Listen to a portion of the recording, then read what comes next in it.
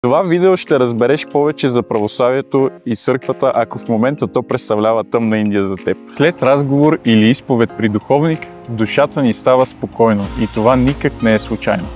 Чрез ръкоположението, датиращо още от Исус Христос, се дава особена духовна благодат на духовника и мисия да води вярващите към истинското духовно усъвършенстване и автентичен живот в Христа. На които простите греховете, тям ще се простят, на които задържите, ще се задържат. Човеци, които живеят на земята и още се движат по нея, са поставени да се разпореждат с небесното и са получили власт, която Бог не е дал нито на ангелите, нито на архангелите, защото на свещениците е казано: каквото свържете на земята, ще бъде свързано на небето, и каквото развържете на земята, ще бъде развързано на небето. Много хора задават следния въпрос: защо имам нужда да се изповядвам при свещеник, когато мога да се помоля вкъщи или в храма и Бог ще ме чуе?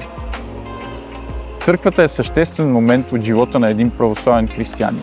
Като миряни, ние не можем да се кръстим сами, да се причестяваме сами или да се изповядаме сами. И по този начин изпускаме много голяма част от духовната благодат. Бог премъдро е направил така, че грешници да изповядват други грешници. Ако тази служба беше дадена на ангелските чинове, те не биха могли да ни разберат като някой друг, който се бори със същите страсти като нас. По време на таинството изповед, свещеника е само свидетел. Ние всъщност изповядваме своите грехове пред Господ. Благодатта, дадена от Светия Дух при ръкоположението, не променя факта, че духовниците също са хора. И това, че те са грешни като нас, не бива да бъде наше оправдание да се въздържаме от изповед или да неглижираме собствените си грехове. Дори и всички свещеници да бяха светци, нямаше всички хора да са в храма. Дори когато Господ Исус Христос е ходил по тази земя, не всички сме го следвали. Ето една случка, в която свети Паисий Святогорец разказва: един ден копая в градината, за да посадя малко домати. Дойде един човек и ме попита: отче, какво правиш? Какво да правя, му отговарям: изповядвам градината си. Но отче, нима и градината има нужда от изповед? Без съмнение се нуждае. Забелязал съм, че когато я изповядвам, т.е. изхвърлям от нея камъни, бурени и така нататък, тогава ражда истински плодове.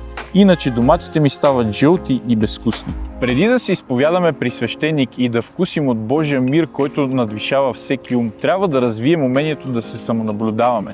Това е нещо като себерефлексията в психологията, но доста по-задълбочено и с духовна насоченост.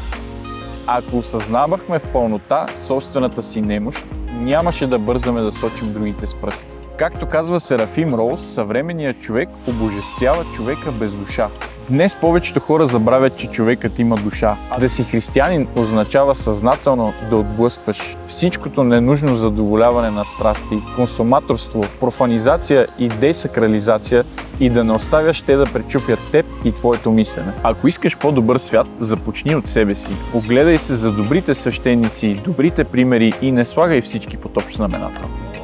И не забравяй, че перспективата на християнина е насочена към вечния живот. Земното ни пребиваване е просто едно лутане към нашия дом, а той е Царството Божие.